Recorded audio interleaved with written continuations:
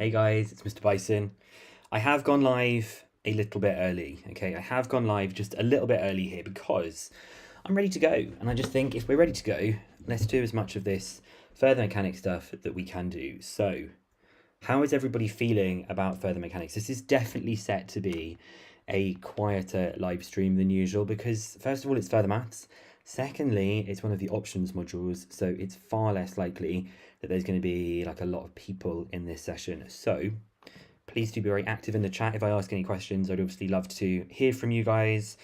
And I think it should be kind of like a nice sort of like chill kind of live stream. How is everybody feeling about this? Like, I love people who don't even do mechanics, but they're here anyway. Why not? You know, I did that silly short video about like if taking a break, like you should be revising. I'm obviously only joking. I obviously do want you guys to take breaks and stuff, hoping to add in a bit of humor, not very good humor, but a bit of humor into the exam season that we've got here. KK, which I know is Karan from he's in my Discord server. He's a brilliant student. Says best module. Gnarly123 loves this module so much. And obviously the Bobbin says about the 2D collisions is really tricky kind of stuff. Yeah, I think the random abstract questions, I will hopefully try and kind of give us a bit of like the thoughts of what to do, but Further Mechanics 1 is very kind of like straightforward in a lot of ways. There's a lot of people who have joined this. We've got over 100 people, which is crazy. I'm hoping this is all just Further Mechanics people and not people who are here just for the ride as well. Now, I'm thinking about either doing a Further Pure 1 or a Further Stats 1, depending on how this goes. Sorry, D1. But Further Mechanics 1 is just so easy. I can literally just open up a paper and we can just dive into it straight away. So I don't know, but Further Mechanics 1, I had to give some love to FM1 because it's obviously my favorite module that I've got. By far my favorite module that we've got. There is going to be an in-between session between Pure Maths 1 and Pure Maths 2 for Maths A-Level. That Pure session is already selling. I don't think there's many tickets left for it. So if you don't have tickets to that, you can go to my channel description and it says it's like the buy tickets something / Bicen Maths. If you go there, they're only £15 and it should be a really great preparation between paper 1 and paper 2, obviously for normal maths. But the tickets are going to sell out, so you might end up with just a recording of this. So Centres of Maths for EdXL is in Further Mechanics 2. So this is just Further Mechanics 1 here. And of course, we have Jake, who I know is always in my live streams, and Jake answers questions very good. So if you want to be racing to get your answers in, the person you are going to be racing against today, I imagine, is Jake. Not to put too much pressure on you, Jake, but you've been answering some excellent questions throughout this. So it is now 4 o'clock, which means I probably will be properly starting the live stream. And yeah, I always try and reply to everybody's comments as well. So if you do leave a comment, I normally do comments like every 3 or 4 days, and I have like a long inbox of like my comments to go through. So I do really try and answer those things as well. No opinions on grade boundaries as of yet. We've got to see all the modules to even think about that. And even then, my opinion doesn't really matter very much. And I would say that chapter 3 and chapter 5 to Peace Control LD, or I'm not sure what your username is. I would say 3 and 5 are probably the hardest chapters of this one that we've got here. Okay. So I will be doing a live stream before the A-level maths exam the night before. That live stream is mad because last year we had over 1,500 people in the live. We've currently got 195 right now. Imagine, like, I can't even do the maths of that. How many more times? 1,500 and 200. What's that, like 5, 6, 7 or 8 times the number of people in that live stream. And I will be going through some 2D collisions in this session. So if you do want to follow along or you want to watch this afterwards, then you can pause this video and watch me going through the questions. I am going through the Further Mechanics 1 2022 paper. The reason I'm not doing 2023, anyone know why I don't want to do 2023? I'm not covering FM2, I'm just doing FM1 here. There's a reason I'm not that keen on doing the 2023 paper. It's because it was absolutely rock solid, like too hard. There's also like a question in it, the last question in it, it's like a snooker table question. If you do want to see me go through it, I did do an Aiming for A-Star Further Mechanics 1 session. Shout out if anybody came to that session, because I did go through that last question on the Your Turn section of it as well. It's like a sort of 2.5 hour class plus a section of Your Turn questions. It is £30 and you can also buy that. That's linked in my channel description. But if you do want to come to that, that might kind of set you up really nicely for further mechanics 1 that we've got. Okay, let's get started. So we're doing 2022. I am saving myself a bit of time because these live streams are actually kind of stressful to do. Like, there's an awful lot of stuff to keep an eye on during these sessions. So I am not going to be doing question 1 and question 2. I'm going to go straight in with question 3. Question 1 and question 2 are pretty straightforward, so you should be fine with them. But I thought, let's do questions 3, 4, 5, 6, 7, and 8. We're going to do 6 questions together and kind of see how this goes as well. Okay, I'm not sure what the boundaries were in 2023. Maybe someone can kind of look that up as well. Now, the strange thing about this question is it kind of doesn't really fall into any of the chapters. Technically, this falls into chapter 1. And I've been meaning to make a video about this for so long, and it's the kind of impulse questions where you're a bit like, what am I supposed to do in this question? And it's really just, can you solve stuff with vectors? Can you take magnitudes? Can you solve simultaneous equations? We try not to overcomplicate these kinds of questions at all, because it is an impulse question. We will of course be using the I equals mv minus u formula for these questions, and we just kind of grab the information from the question and kind of see how it kind of falls in with this. So I think the diagram doesn't help us an awful lot in this question, but we might use it at some point. So it says here that a particle of mass, let me see if I can just move my computer a bit. A particle of mass 0.5, I'm immediately going to jot down that m is 0.5, is moving in a straight line with speed 2.8 meters per second when it receives an impulse of magnitude 3. Well, although it hasn't said anything about I or J notation in this one, I'm just going to treat this thing that's going to the right, I'm going to treat it like it is I notation.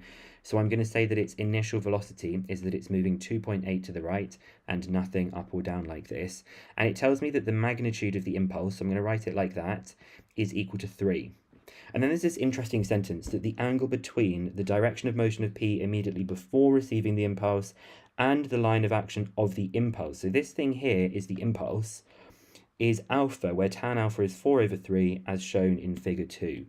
Well, seeing as I've made this thing become a vector, I'm going to see if I can make this thing here, this 3 Newton seconds, become a vector as well. So obviously I want to split it into an I part and a J part. The reason I want it to all be in vectors is because the vector formula is way more useful than the non-vector formula that we've got for this one. So I think if that is alpha, then that must be alpha, which means running along the bottom must be 3 cos alpha, and running up the side must be 3 sine alpha. They told us that tan alpha is 4/3. If you need to, you can draw yourself a little triangle. So that is opposite over adjacent. Hypotenuse is 5, which means that sine alpha is going to be the opposite over the hypotenuse, which is 4/5. But as soon as it's over 5, I personally prefer to just do it as a decimal because it kind of stays way more simple throughout the question. And so cos alpha is the adjacent over the hypotenuse, which is 0.6, which now means I can describe the impulse in its vector form because it is going 3 cos alpha to the right, 3 times 0.6 to the right, and it is going to be going 3 sine alpha up, so it's going to be positive, which is 3 times 0.8, so that is 1.8 and 2.4 for that part that we have there.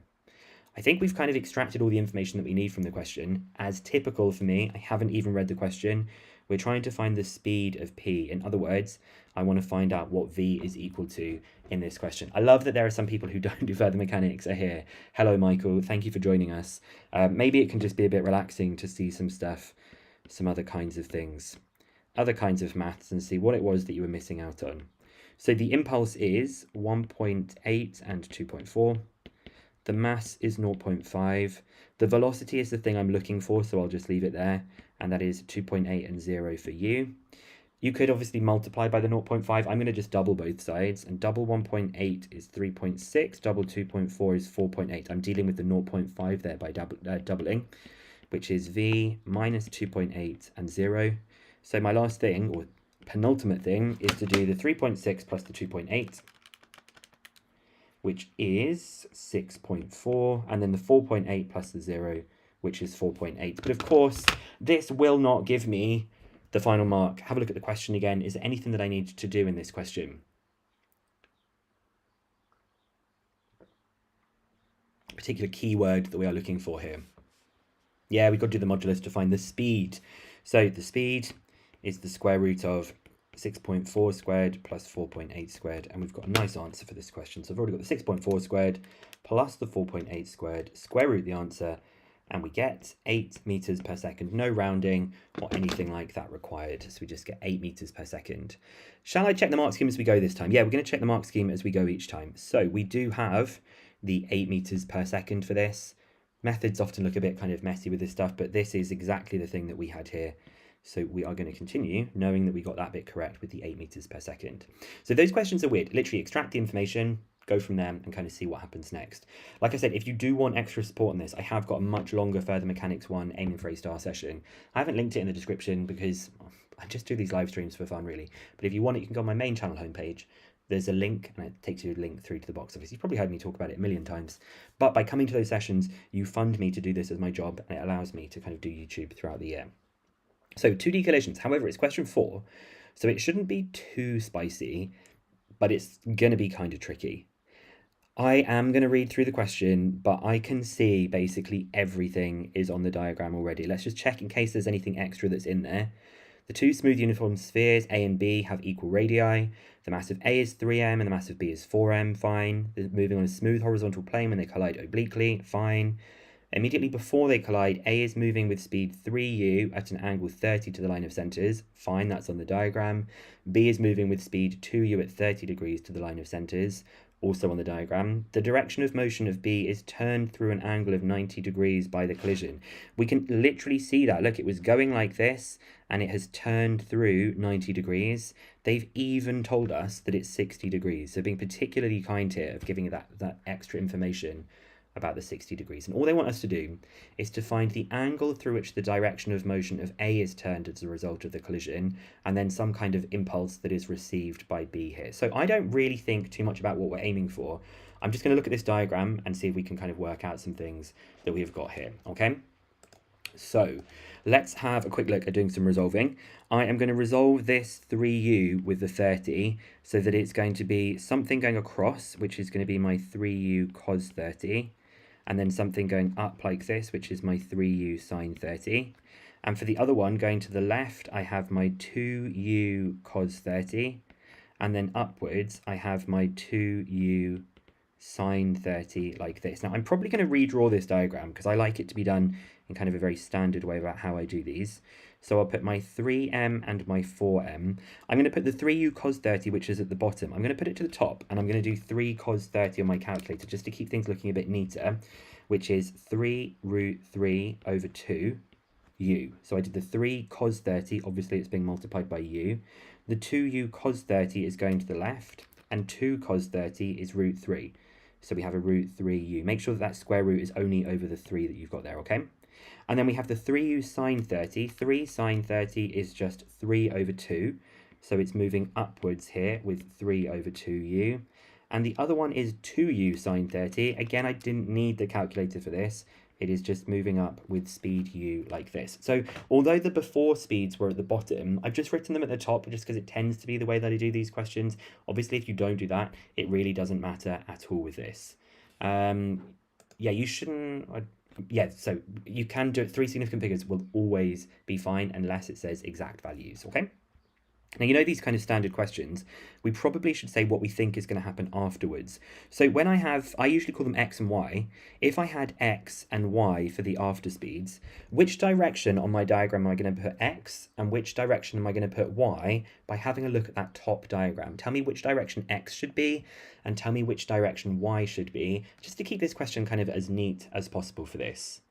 So I'm already looking in the chat. X is going to the left and Y is going to be going to the right, because you can kind of see in the diagram they're going away from each other. So I definitely want them going away from each other in this diagram. Now, I know some people will use like V1 and V2. I personally like using X and Y just because I'm so used to using those kinds of letters. Now, we actually know an awful lot of information about this one that we have over here. So I don't know if we're even going to want to get E involved. Notice how they haven't even mentioned E in the question at all. It's not mentioned in the top part. They're not asking us to find the value of E. So I'm not sure I'm even going to end up doing Newton's law of restitution. I think I'm just going to do some stuff to do with PCLM and see what happens. So when I do PCLM, I'm obviously going to do the velocity multiplied by the mass. So that's 3 root 3 over 2u multiplied by 3m. You could just multiply that straight away. You don't even need to show that multiplication. Because this one is going to the left, I'm going to be doing minus 3u multiplied by 4m. And that is going to be equal to minus 3mx plus 4my. And of course, I don't really want to go to the edge of the page, so I'm just going to pull that across here like this. And I'm going to cancel out the m's as usual. The m's pretty much are always going to cancel. I can't think of a time where they've not cancelled. So I have 9 root 3 over 2u minus 4 root 3u equals minus 3x plus 4y for this part. Okay, is there anything I need to do here? I think we can probably do some calculations about what y is going to be in a second. So I'm going to do a little bit of tidying for this and then see if there's any other information I can extract from the question. So that's 9 root 3 over 2 minus 4 root 3. So this is root 3 over 2u equals minus 3x plus 4y. Now, I actually think I can probably find out what y is equal to because I've been told this special piece of information that it's 60 degrees afterwards. In other words, this one and this one are at an angle of 60 degrees to each other, okay? At an angle of 60 degrees to each other for this. So I might do this up here. I know that when it's going y along and u up, the angle that it makes is 60 degrees. So this might actually allow me to find out, y across and u up. That might allow me to find out what u is because I know these things can be related by tan. So the tan of 60 is equal to the opposite over the adjacent. So tan 60 is root 3.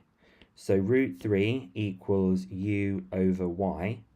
So if I rearrange this, I get y root 3 equals u, or y equals u over root 3. And when you rationalize that, that is root 3 over 3 u. Oh, we actually found out what y was. We knew that because it gave us so much information in the question. So I can now take this part and I can substitute it in here. So let's continue with the question. Root 3 over 2u equals minus 3x plus 4 lots of y, which is 4 root 3 over 3u. Perfect. I think I can find out what x is. So I'll add the 3x to this side, and I will do 4 root 3 over 3 minus root 3 over 2, and that is 5 root 3 over 6. And so x is that divided by 3, which is 5 root 3 over 18u. I forgot that u part that we've got there for this. They are kind of asking for the angle of deflection. Great, it does say the angle through which the direction of motion of A is turned. You are correct. This is the same thing as the angle of deflection. So I've now figured out what x is. I figured out what y is. I don't think I need to do much more other than actually calculate the thing that they're looking for. So let's find out the angle that it's traveling at. Let's find this angle over here, okay? For that angle that we've got from the diagram, that is to do with it going x to the left and 3 over 2u up. So x to the left, 3 over 2u up, and that was the angle that I wanted to find. I'll just call it alpha for now. So if that's alpha, then I've got all the information that I pretty much need for this question. So tan alpha is the opposite over the adjacent, which is 3 over 2u divided by x, which is 5 root 3 over 18u. The u's cancel. I've already got on my calculator the 5 root 3 over 18, so I'll do 3 over 2 divided by that, and we get that tan of alpha is 9 root 3 over 5. So alpha is the inverse tan of that, which is 72.2 degrees to 3 significant figures. However, that's not the end of the question, because if I know that this is 72.2 degrees, we have to figure out about the angle of deflection. Now I'll do this in a red color so that it kind of looks a bit different. We think for an angle of deflection, we say this is the path it wants to go on. This is the path it wants to go on, is this red path that we've got here. And so we're now going to say, how has it deflected? How has it bent around to go to that new part? So what is the calculation going to be, given that this is 30 degrees? How are we going to figure out what this angle is right here, the purple one, which is my angle of deflection? How am I going to, it keeps thinking I'm doing like scribbling out for this. How am I going to do that angle of deflection? And that's basically the end of the question. Perfect, Jake, and perfect to Alaham. This is going to be 180. 180 minus 30 minus 72.2. Perfectly fine, I've already done this as rounding. So we'll do 180 minus 30 minus 72.2. And that is 77.8 degrees to 3 significant figures. So a lot of work that went into that question, but that's basically where most of the marks are going to be for this one. We're now going to have a look at finding the magnitude of the impulse received by B in the collision. So you can concentrate on either this one or this one because the impulses are going to be the same as each other. It really doesn't matter which one that you want to use. I'll probably do the one that is on B, but if you did the other one, the mark scheme allows you to have those marks as well. So when I draw this out, here is B with 4m. This was the after speed was y, and the before speed was root 3u. Does anybody remember which direction I take for the impulse in these questions? Obviously, you ignore those speeds. Impulse is in this direction. So which direction I'm going to be taking for the impulse? It would be okay to use that 72.2 because the whole question is going to be in 3 significant figures. And when you subtract something from 3 significant figures, this will also be in 3 significant figures as well. Good. I'm going to take the right as my positive direction because I want the impulse itself to be positive. Okay. So I will say the impulse is equal to the mass V, which is y, minus root 3u like this. So that is 4m. Y earlier on we said in that pink writing is root 3 over 3u. That's root 3 over 3u plus root 3u. The minus and the minus gives a plus. So I shall just do root 3 over 3 plus root 3 times it by 4, and we get 16 root 3 over 3 mu Newton seconds for this question that we've got here. Got some Turkish coming in here as well, which was great to see. I do like seeing some Turkish. Günaydın means like good morning or kind of like good day, but mostly good morning. Let's check we got this one right. So we have, for the next question, I think this was a tricky one. We did have the deflection of 77.8 and the impulse was 16 root 3 over 3u. Now, the thing in this question that made me think I'm not going to do Newton's law of restitution was because they didn't mention E, and they seemed to have given us quite a lot of information about the other particle, which is why I kind of used that section that we've got there. Okay. So we'll push on with this, because I don't want this to be like a crazy long live stream, but it seems like we've got a lot of really active people in the chat, which is fantastic as well. So I love these questions. These are kind of probably one of the first things you learn about in Further Mechanics 1, your kind of collisions, but just in 1 dimension rather than in 2 dimensions. Even though it's a year 1 topic, it comes up every single year. I'm going to talk interestingly about part B of this question as well, because there's some interesting bits for this. I'll see if I can answer that question in a second. And yeah, I'll post all these questions and I'll post the annotated version of this in the description. There'll be a link to it, but I haven't put that in yet because it's not finished. So we've got these 2 particles, P and Q. P and Q. I don't really need to label them P and Q. It's obvious. It's the same order of the alphabet. They are moving in opposite directions, so I definitely want to get that labeled immediately. The mass of P is 3m and Q is 4m, just like in the previous question. The speed of P before is 2u. The speed of Q is u. The coefficient of restitution is E, so we're obviously going to be doing Newton's law of restitution here. And this is the most standard question you can ever get for this.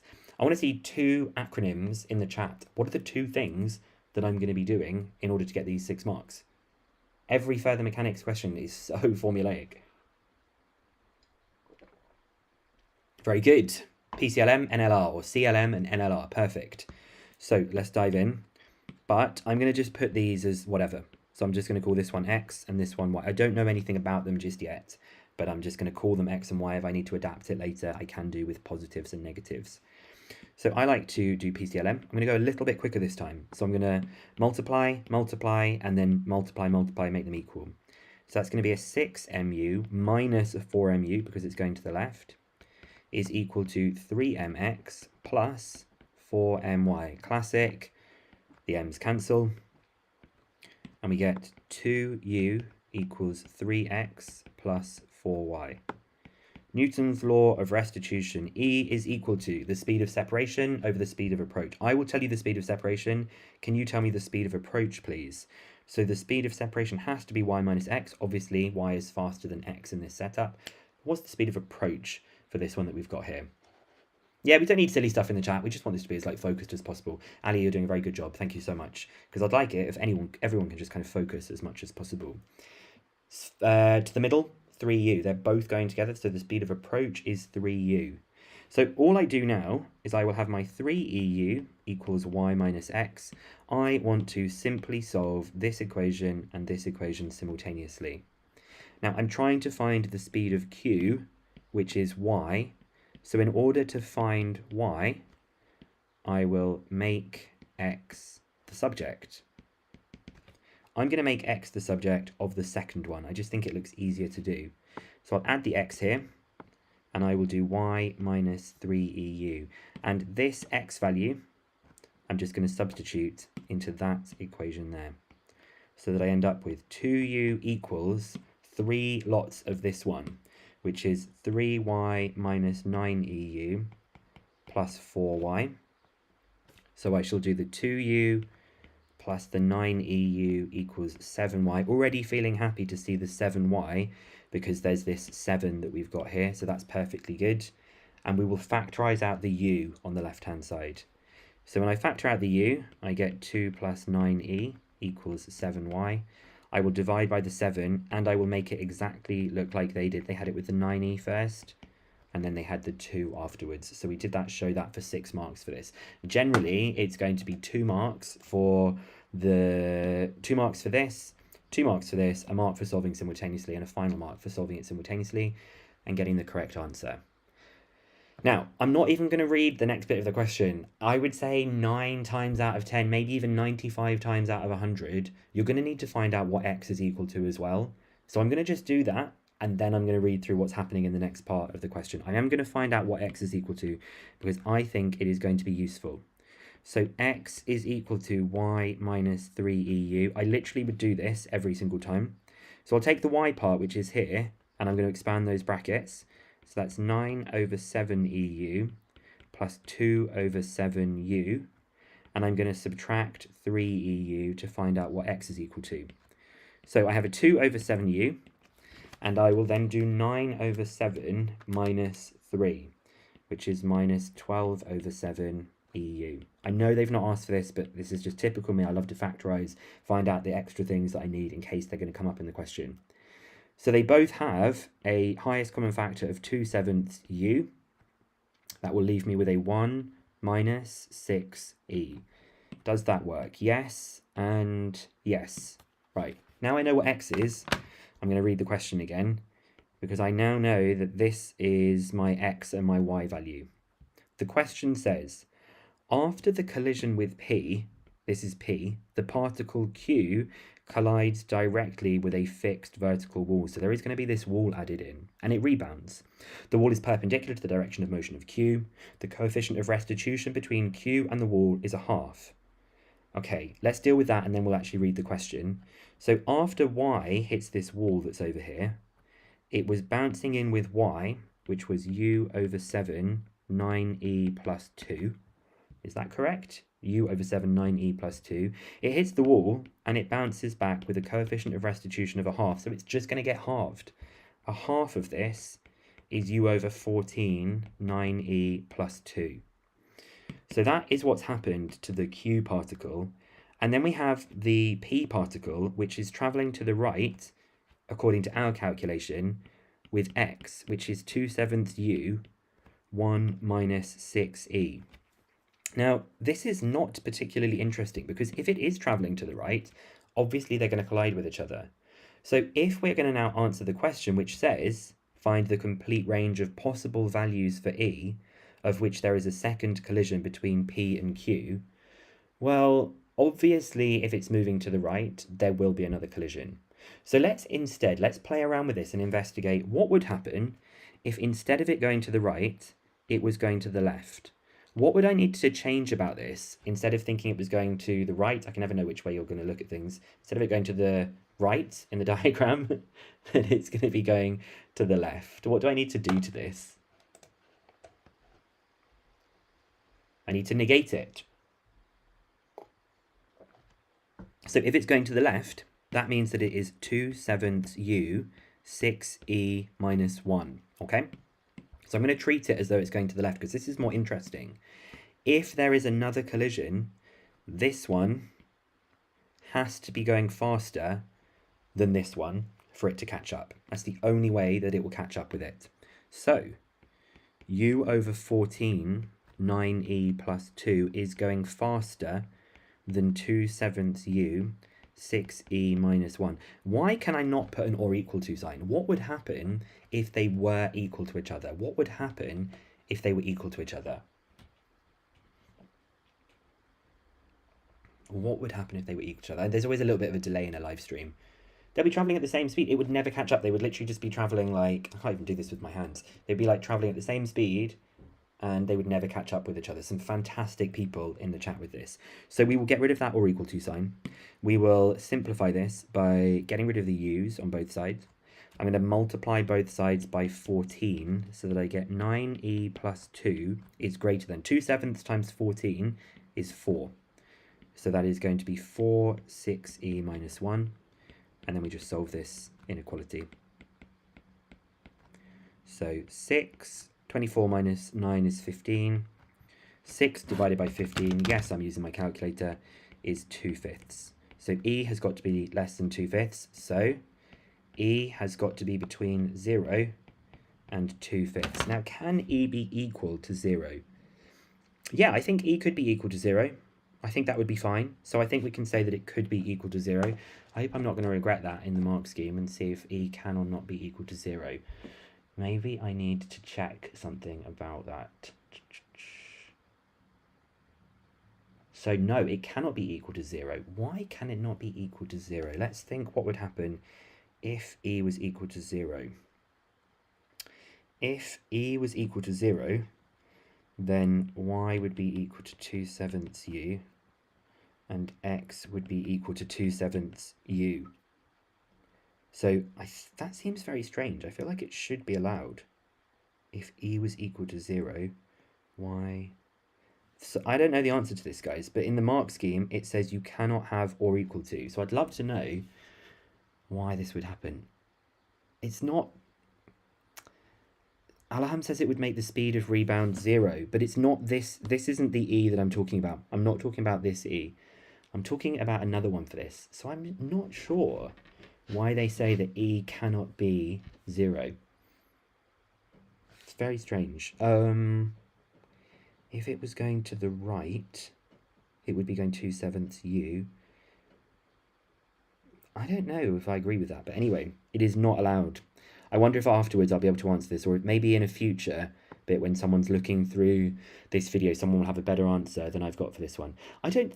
Oh, you are right. Of course. Why am I being so stupid? You've all said it in the chat already.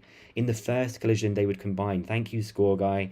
You're right, because if E was equal to 0, X is equal to Y in the first collision, so there won't be another collision because they'll hit the wall at the same time. So we have cleaned it up. Very, very stupid of me. E cannot be equal to 0 because they would have coalesced. So I'll show you this in the mark scheme and why I was suddenly like, oh my god, what's going on?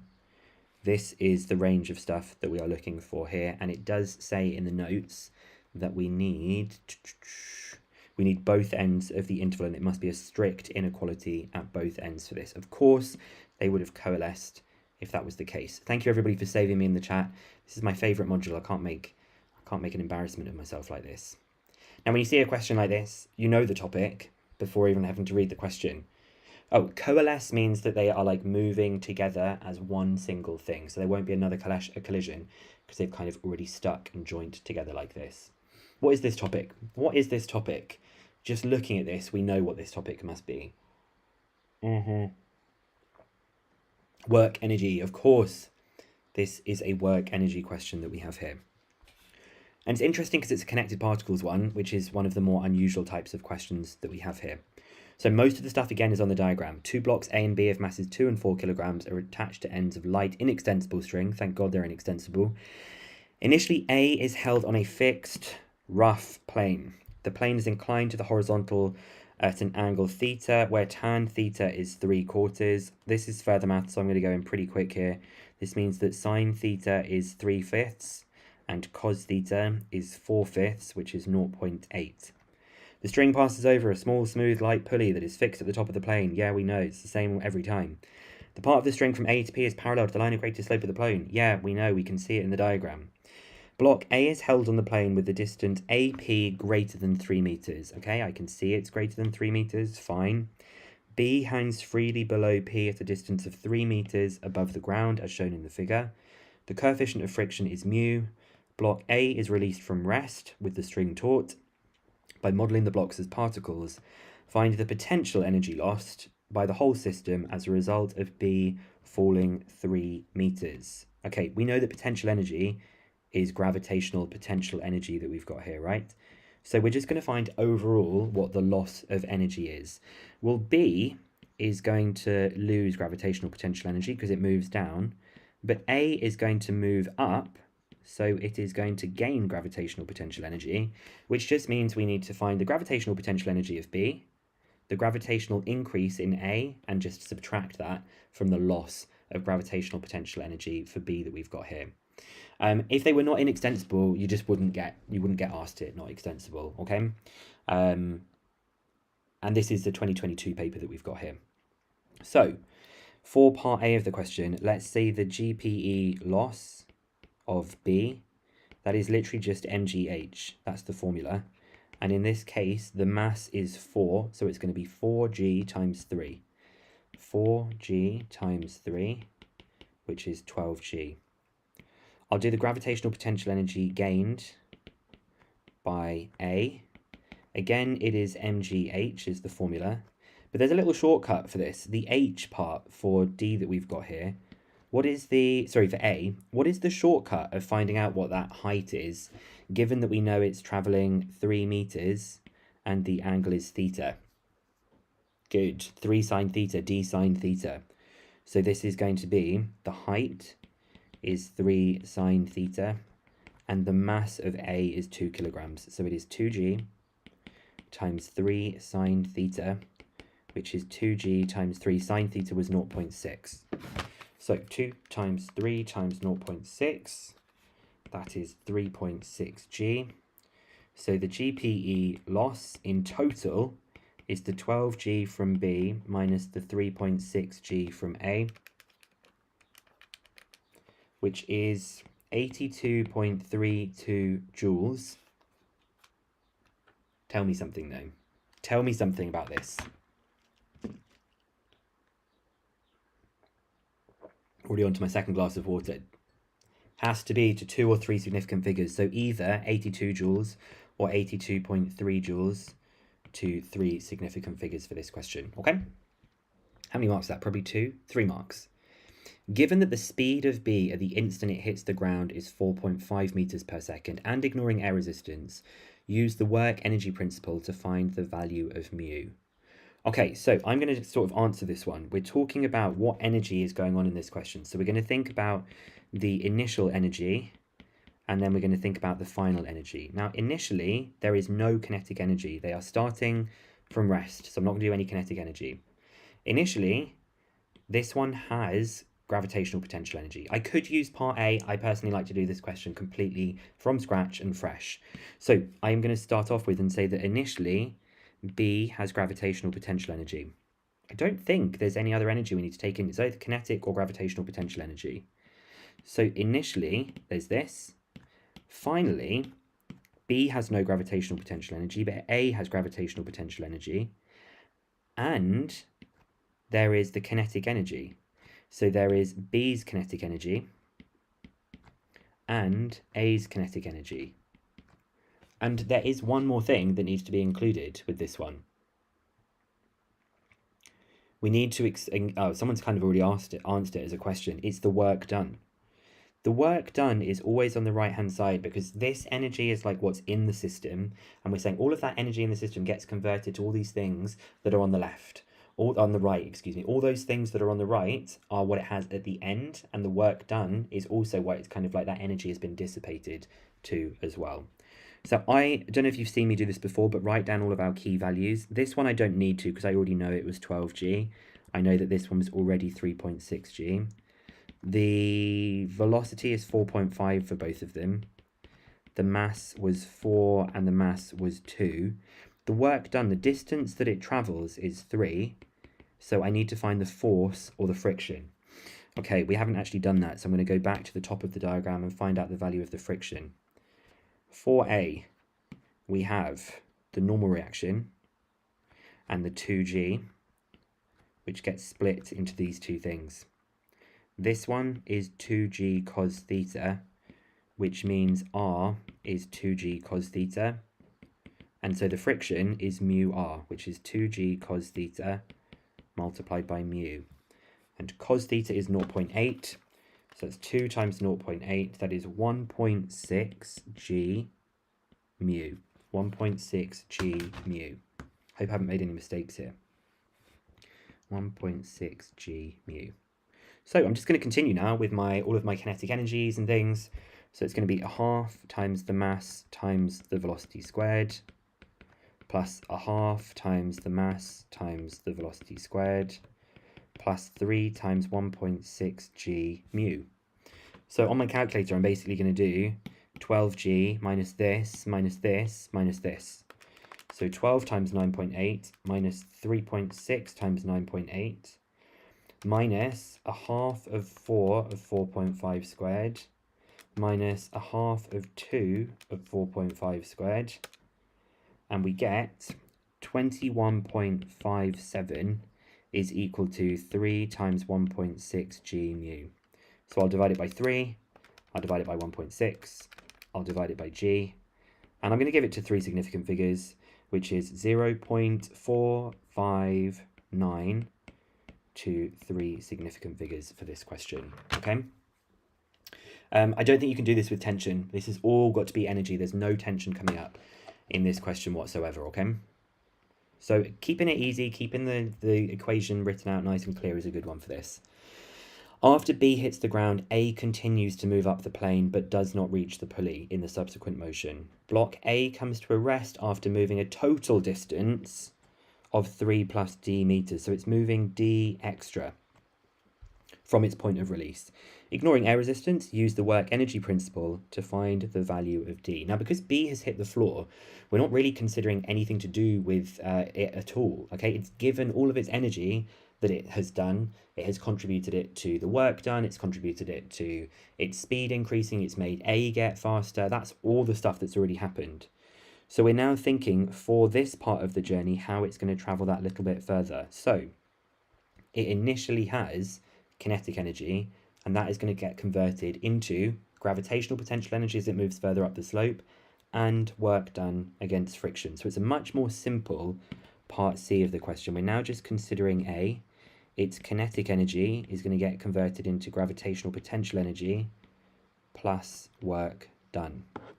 The kinetic energy, we know that the mass is 2 and the velocity is 4.5 at that point. There's no kinetic energy at the end because it's reached its final part. The mass is 2. The height that it's going to travel, well, if it's gone from here to here and it's travelled d meters, the height, we know, is d sine theta, which is d multiplied by 0.6. The work done, the distance is d, and the friction that we had from before was 1.6g mu. 1.6g mu, and luckily I've still got this in my calculator. So I'm going to just plough through this. It is going to be 1/2 times the mass times the velocity squared equals mgh plus 1.6g mu d. So I know this is looking kind of messy, but for the part with d, it is a 2g times 0.6. So that's 2g times 0.6 plus 1.6g mu. And that's equal to, on the right-hand side, just the 4.5 squared. Now, I've done this because I've got mu stored on my calculator, so I can just go with this, okay? So I've got mu on my calculator. I'll times it by 1.6 and 9.8, and I'll add 2 times 9.8 times 0.6. So I have, on the right-hand side, interestingly, an exact value of 18.95D, and 4.5 squared is 20.25. So I'll divide that by the 18.95, and I get that the distance is 1.07 meters to 3 significant figures for this question. Yeah, it's only the D because it's already moved 3 meters in the previous part of the question for this. So this idea of kind of like writing things out and putting the key values underneath, that is so important, because if you do that part accurately, the rest of it should be quite plain sailing, and you should just be able to substitute things in and solve. So I'll check the mark scheme.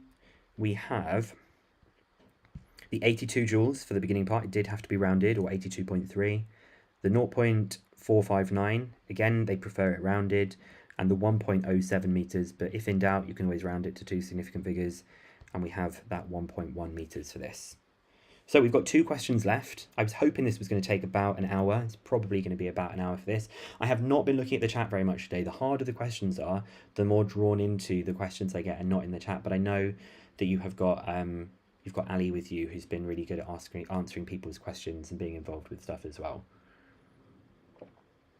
Generally, someone's asking about stuff on a diagram, because you do get method marks for things on diagrams. If there's a lot of stuff in your diagram, you can say, please see diagram. The examiner will be looking at your work, and they'll go like, oh, cool, I'll go and have a look at the diagram, see if I can give you some marks that I've got there, okay?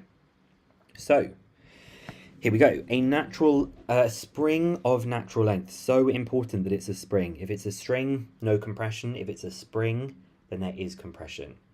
A spring of natural length A has one end attached to a fixed point A. The other end of the spring is attached to a package of mass M. The package P is held at rest at the point B, which is vertically below A, such that AB is 3A. Okay, so they've said A is at the top, and it's being held down here vertically below, so that the distance is 3A, and I'm going to add on the fact that it is mg for this particular particle that we've got here. And I'm going to say the natural length is A. After being released from rest, the package P first comes to rest at A. Oh, interestingly, the package is going to come all the way back to the ceiling for this. And it says that it only comes to instantaneous rest, because obviously it's going to fall back down again and kind of bounce up and down like this. And it says, by modelling the spring as being light and modelling P as the particle, also ignoring air resistance, show that the modulus of elasticity of the spring is 2 mg. Now we have 2 approaches. We have energy or we have Hooke's law. What do we think this one is? Hooke's law or energy?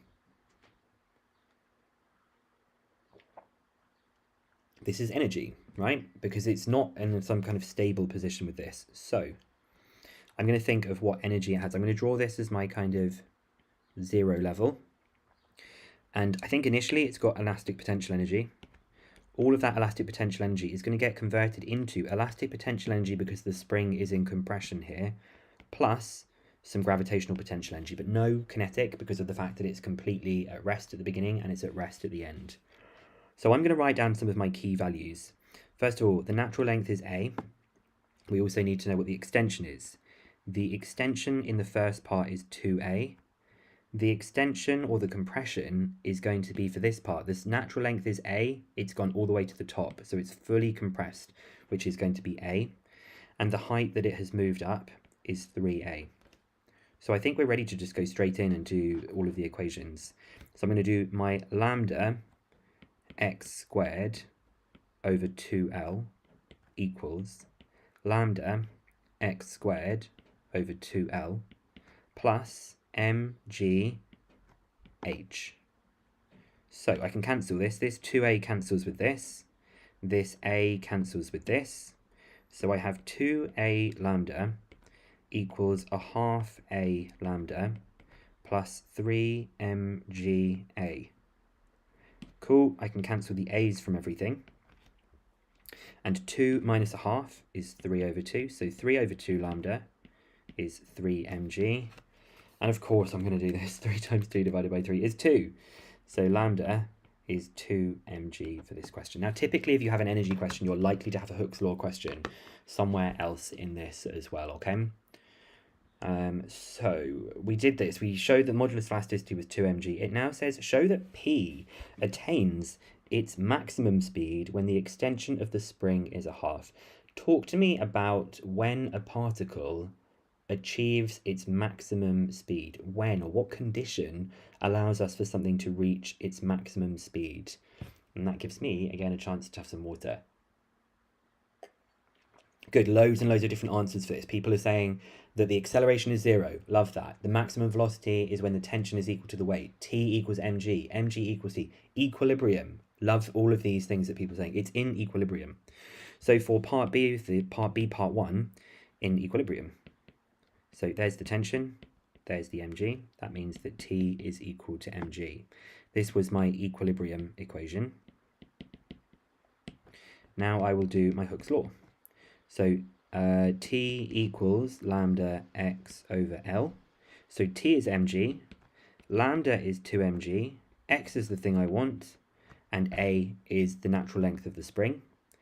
So I'll multiply up, AMG equals 2mgx, cancel the mg's, divide by 2,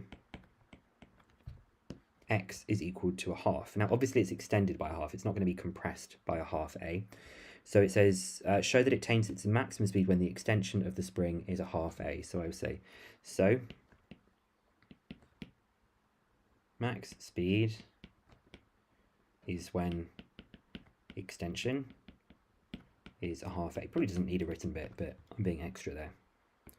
And then for part 2 of this question, it says, that's a really good one in the chat. Someone says, when do we get maximum acceleration? Maximum acceleration is when it's an extreme point. So the maximum acceleration is when it's as far away as possible because the tension is as big as possible, which means it's going to be really, really fast acceleration. As soon as it moves, the tension gets slightly less, so the acceleration gets less, until eventually it gets to its equilibrium position where it has no acceleration. And then as it moves up, it starts decelerating until it has its minimum speed when it goes down to 0 at the other end, okay? Use the principle of conservation of mechanical energy to find the maximum speed, giving your answer in terms of A and G. So it's basically the same thing as this top part, apart from our next scenario is going to be when it gets to here, where it's extended by a half A. If it's extended by a half A and its natural length is A, then this is 3 over 2A, and the height is 3 over 2A as well. So we're now going from the original scenario, I need to remember I'm like flipped in the camera. I need to go to the original scenario to the red scenario that we've got, and it's going to be a really similar kind of collection of principle of conservation of mechanical energy here. So initially, there is elastic potential energy, and the end of it, obviously there's going to be some speed, because that's the thing we're looking for. Obviously, there's going to be some gravitational potential energy, and less obviously, there is going to be some elastic potential energy, because it is still extended at this particular point here. So it's still got some energy stored inside that spring that we've got there.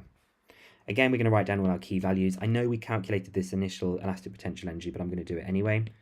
So lambda is 2mg, and it was originally extended by 2a. V is the thing we're looking for. The height that it has travelled, I think I had it on this diagram. The height above the bottom is 3 over 2a.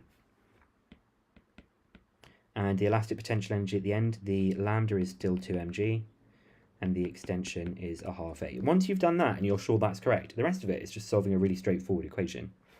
So let's see I don't make any mistakes. Lambda x squared over 2 times the natural length is a half mv squared plus mg h plus lambda. I'm going to square this immediately, which is a quarter a squared over 2 times the natural length. I'll do a little bit of tidying up, not too much. So I'll do the 2a cancelling with the 2a squared.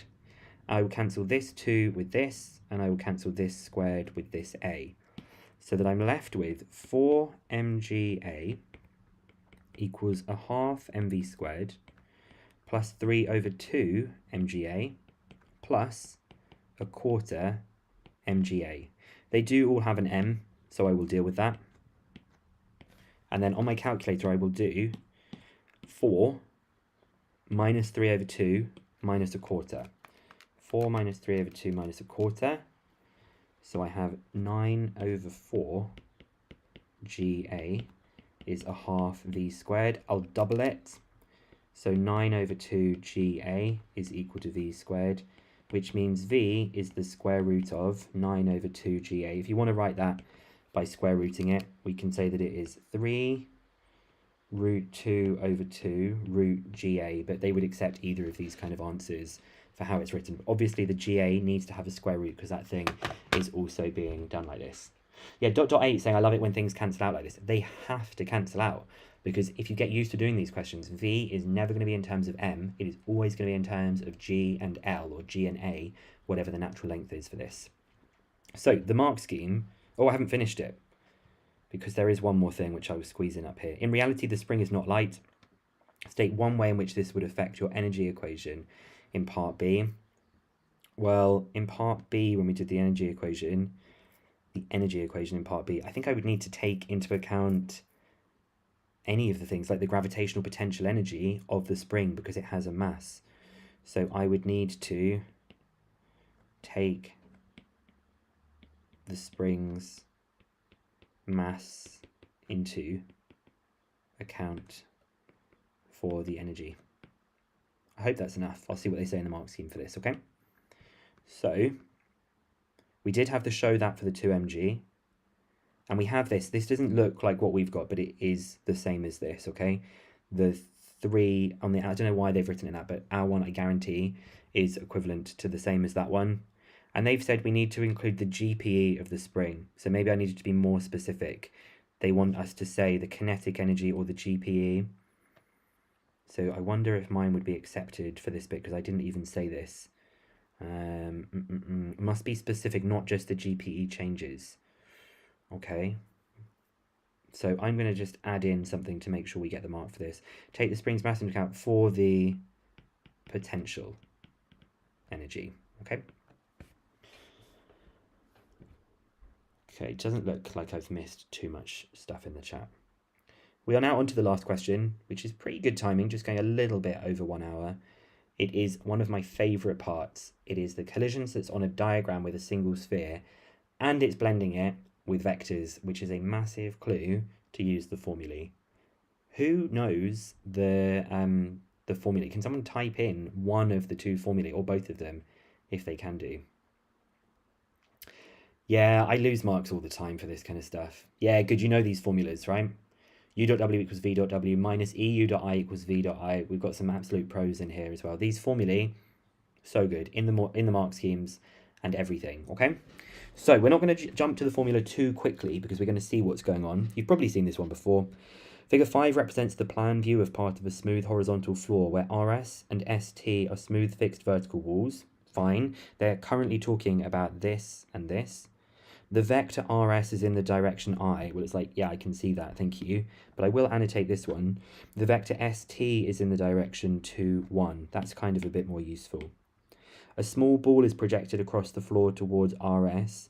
Immediately before the impact, the velocity of B is 6 minus 8. So this velocity is 6 minus 8, which I'm going to add that it means it's going 8 down and it is going 6 across. Remember, you can always do stuff on a diagram in pencil in case you want to like remove things to make it less chaotic that we've got here. I see we've got Awan here as well. Hello, Awan. Thank you for joining us. Awan is also in my Discord server and is, I think he's a fan of Further Mechanics 1. I think so. The boys who are my mods, they are boys who I've done loads of work with over this year in my Discord group, so I just trust them and know them really, really well.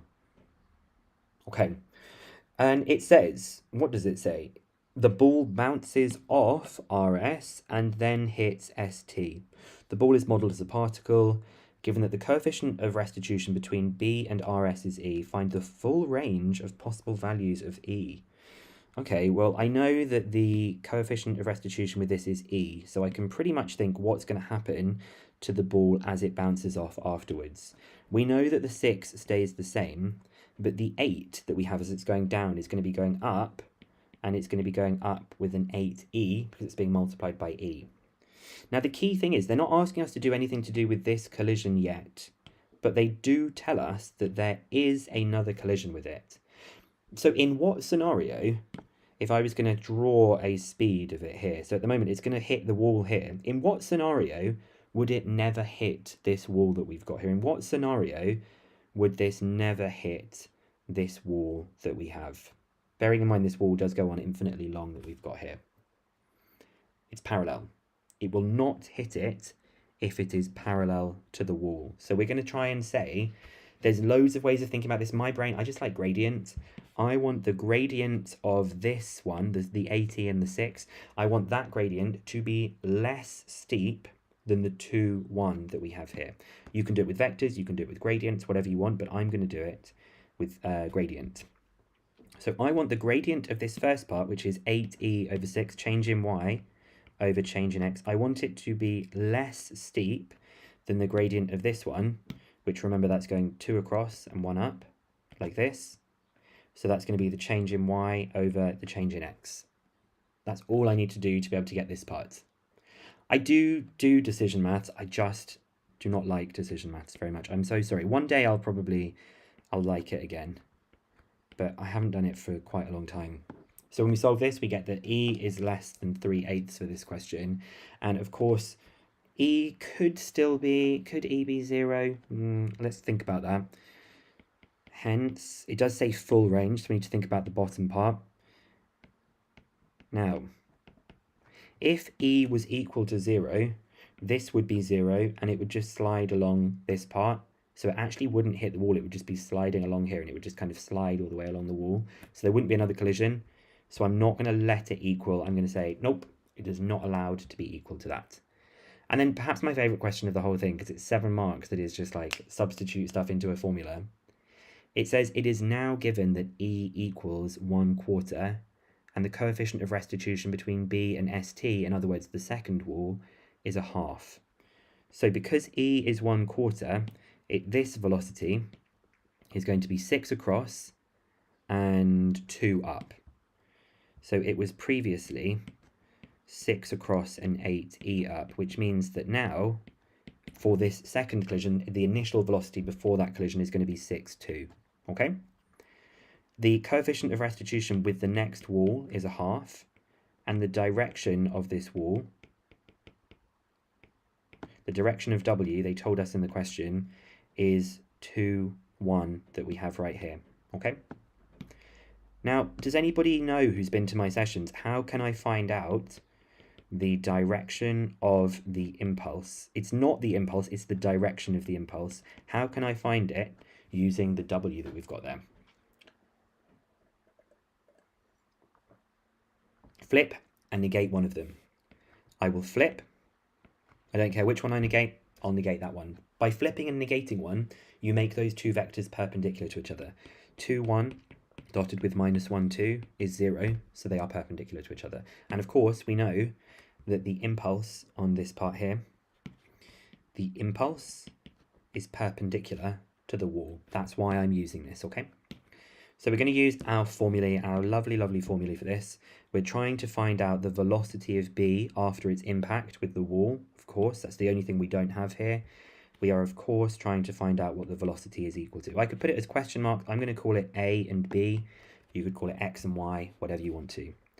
And now we just have the craziest, easy, straightforward way of getting all these marks. We've done all the hard work. We've extracted the information. Let's go. So that's 6, 2 dotted with 2, 1, which is equal to AB dotted with 2, 1. Just the standard formula we use for this. So the left-hand side is a 12 plus 2, which is 14. And then we have a 2a plus b. And then our other formula is minus EU dot I is equal to V dot I. And I guess we could say here that this, where I is direction of impulse, but they'll accept this in the mark schemes now. I think because we've popularized this method so much, it's being used more and more. So I'm just going to substitute everything in, right?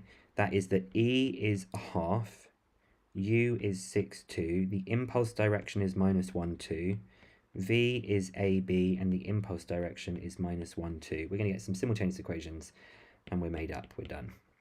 So that's -6 plus 4, the right-hand side is -A plus 2B. So -6 plus 4 times by -1/2 is 1. So 1 is equal to -A plus 2B. That means I will take this and this, solve them simultaneously, and then we can say goodbye to this paper. So we have 2, 1, 14, minus 1, 2, and 1. And we get that A is 5.4, B is 3.2. Hence the velocity of B is, can either do it as a column vector or 5.4i plus 3.2j. Let's give myself a little bit more space. Meters per second. I absolutely love these formulas so much, okay? You can use the unit vector. These formulae are the same thing as each other. If you use the unit vector here and here, all that's going to happen is the right-hand side is going to have like a square root of a 1 over root 5, and the left-hand side is going to have a 1 over root 5. So they cancel. So we don't use them, okay? If we're giving speeds and magnitude angles and vectors, we expect it to work in angles as well. I personally prefer, if the question's language is angles, I like to use angles. If the question's language is vectors, I like to use vectors. Apart from, I think earlier on in this question, right? I think in question 3, I kind of did move away from something in angles, and I did it in vectors because this is so vectors based for this kind of stuff. Anyway, we didn't check the answers to see that we definitely had this correct. So let's just quickly jump to the mark scheme and see if we got this one right. So E has got to be between 0 and 3/8 that we had. And then we have the 5.4i and the 3.2j for this last part that we had here. Okay, so I will link in the description the annotated version of this. And I will also link, in case you just want more further mechanics 1 stuff, it will be just like this, just watching a recording. It's like 2.5 hours of me going through stuff of loads and loads of different topics, plus a then set of questions afterwards with an additional, I think like over an hour video of me then going through those questions as well. Yes, these things might be expensive for people, but if you do have a bursary, you can email me and I can give you a discount code so that you get that at a way more affordable price. I'm hoping that you guys are feeling good about Further Mechanics 1. I'm hoping that you have enjoyed having a look at Further Mechanics 1 with me. I didn't ever think I'd be doing an options module stream, and I am so shocked. I have had over 150 people pretty much the entire time for this session. Just like so pleased about this.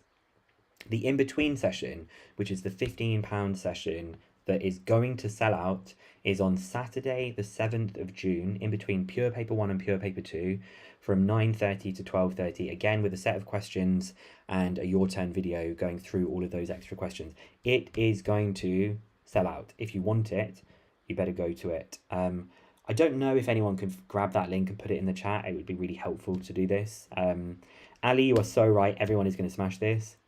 I don't know if I'm doing an FP1 or an FS1 stream. I might do. Depends how I feel. I've really enjoyed doing this Further Mechanics one, but for me, Further Mechanics is just like, I love it so much. I never get tripped up by things, apart from like the cheeky little inequalities in here where I did get tripped up a little bit as well.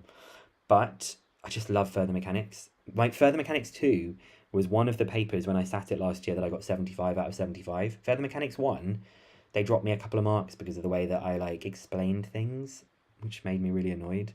I can't share those yet because the papers are still locked, but as soon as those papers are unlocked, I'm going to be going through my actual script and saying, this is where I dropped the mark. This is why I think edXL were a bit harsh to me for these kinds of things that we have got there. So I can't believe we did this in like an hour and 5 minutes. I'm pleased I didn't do those first 2 questions. You might like to have a go at those first 2 questions just to check that you could do them as well. But I don't think there's anything else from me. I just want to say, like, good luck to everyone. Everyone's asking a lot about Further Stats 1 and Further Pure 1. I might do another stream. At the moment, I do find the streams, like, quite full on, because if you make a mistake, you're like, oh my god, there's loads of people watching them. So, I don't know. I'll see if I can squeeze one in. Depends on what the rest of my week kind of looks like, and things like this as well. Alaham, I'm so pleased to hear that my advice for composure in the Core Pure exam was really useful. I do like to try and get you to think that taking these exams is a bit like, I said to someone, it's a bit like a sports game, right? It's a bit like if you do badly at the beginning of a sports match, you don't give up. You don't just like stop playing. So like keeping your calm, keeping your composure, looking around the room and being like, whoa, everyone else is finding this difficult as well. That's always like kind of good to kind of think of that stuff as well.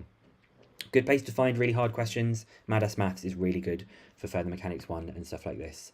And Ali, fantastic. Thank you for linking the public Discord. I'm not that active in the public Discord. Sometimes I'll pop in there. But the main thing is the community of people in there are so supportive and so kind. If that is the kind of person that you are, it's a great place to kind of go and join that as well. Yeah, don't look around the room too much. You don't want to look around the room too much in the exam so they think that you're cheating. Obviously, don't do that kind of stuff.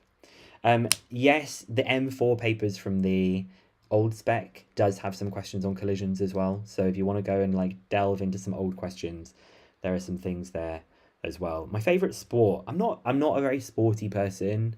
So I don't really. I used to like watching basketball a lot. When I'm in Turkey with my family, they love watching basketball and volleyball, which are both very popular sports in Istanbul. So I enjoy watching a bit of basketball and a bit of volleyball when I'm with my auntie and my uncle.